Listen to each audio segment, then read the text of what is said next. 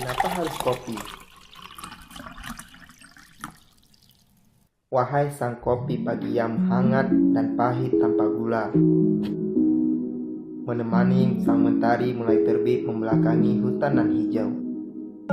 Puncak-puncak gunung yang begitu menjelang gagah, tampaknya dia mulai bercerita bahwasanya tidak ada lagi yang menemani hari-hari nan indah yang diselimuti kabut lembut dengan sapaan burung-burung berteriak gembira. Makanan sang penghuni pun mulai berkurang dengan olahan manusia yang tanpa bersalah menyusahinya. Kebun-kebun kopi pun mulai tak subur dan kering tanpa aroma. Wahai sang petani, bersemangatlah dan jangan patah semangat.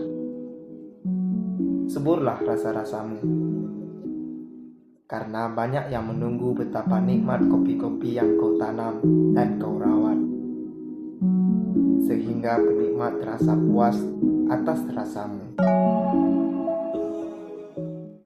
Terima kasihku, wahai sang petaniku.